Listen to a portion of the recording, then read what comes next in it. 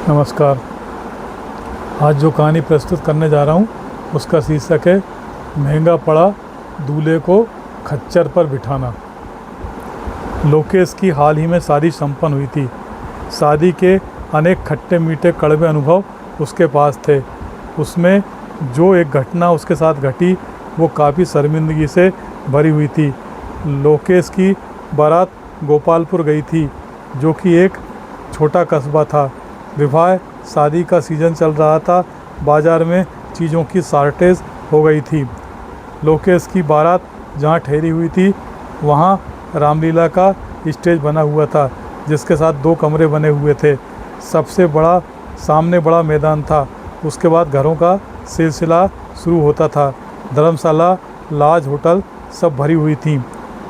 ये जगह भी बड़ी मुश्किल से मिली थी। बारात वधू के यहाँ लगना थी। मुहूर्त निकला जा रहा था। बैंड बाजे वाले आ गए थे।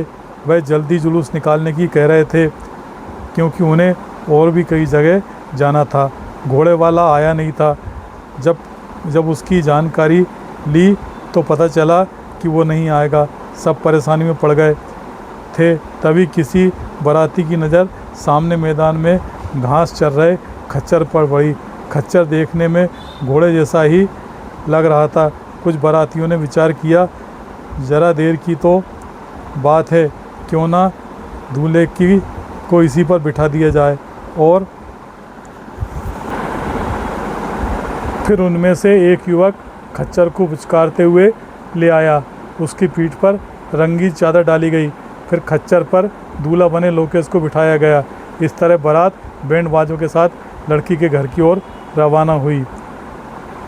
बीच बीच में डांस करने वाले बारात द्वार पर लगने में विलंब कर रहे थे।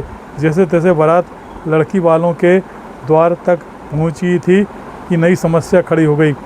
वहां उस खच्चर का मालिक अपने खच्चर को ढूंढते ढूंढते आ गया तथा अपने खच्चर पर दूल्हे को बैठे देख झगड़ा करने लगा। बात लड़की वालों तक भी पहुंच गई। बारात की खूब किरकिरी हुई। खच्चर वाला 8,000 रुपये की मांग कर रहा था। उससे खूब बहस की गई। तब वो 2,000 रुपये लेकर माना। पैसे और अपना खच्चर लेकर वो तो चला गया, लेकिन सारे बाराती लड़की वालों के सामने शर्मिंदा हो रहे थे।